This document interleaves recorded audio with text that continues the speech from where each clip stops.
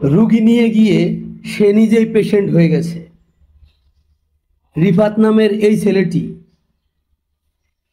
তার মাকে হসপিটালে চিকিৎসা করার জন্য নিয়ে গিয়েছিল। অন্যায়ের প্রতিবাদ করায় তাকেই রুগী বানিয়ে ফেলেছে ওখানকার আনসার সদস্যরা।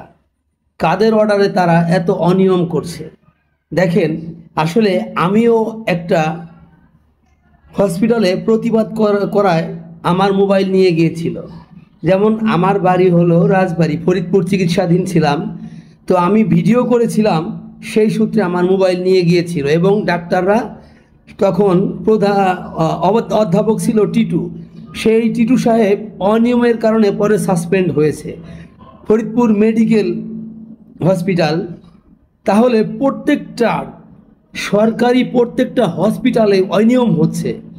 এই যে দেখেন, গতকাল বাংলাদেশের স্বনামধন্য একটা হসপিটাল পিজি হসপিটালে যদি এত বড় অনিয়ম হয়, অন্যায়ের বিরুদ্ধে প্রতিবাদ করলে রিফাত চৌধুরীর মতো যদি অবস্থা হয়, তা ওনার মাকে চিকিৎসা করার জন্য নিয়ে গিয়েছিলেন, কিন্তু সেই রুগী বানিয়ে ফেলেছেন, তাকেই রুগী বানিয়ে ফেলেছেন পিজি হসপিটালের আনসার সদস্যরা। তাহলে কত বড় অনিয়মের বিরুদ্ধে কথা বললেই আপনার আমার সবার রুগী হতে হবে কেন?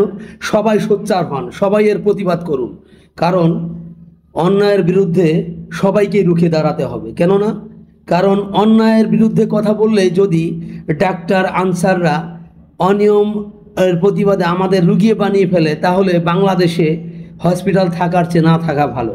কারণ কি, ডাক্তাররা সেবা দেওয়ার জন্যই আছে আমাদের। বিশেষ করে সরকারি হসপিটাল, সরকার তাদেরকে বেতন দেয় সাধারণ লোকের চিকিৎসা দেওয়ার জন্য।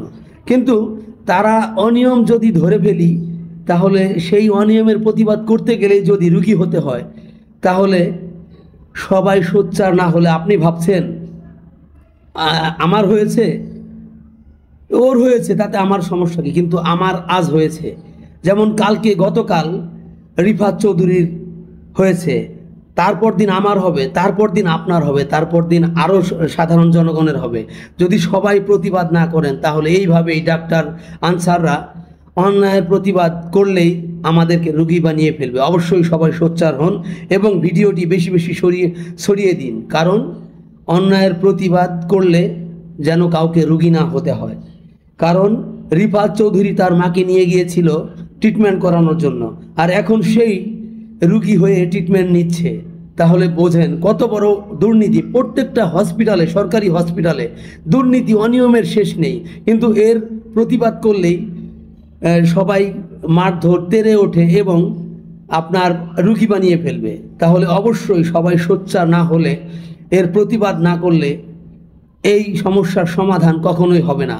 সবাই ভিডিওটি বেশি করে ছড়িয়ে দিন, যেন এই ঘটনা বাংলাদেশের সবাই দেখতে পারে এবং ঊর্ধ্বতর কর্মকর্তার এবং আইন শৃঙ্খলার চোখে পড়ে, যেন এই ঘটনার অবশ্যই ব্যবস্থা নেয়।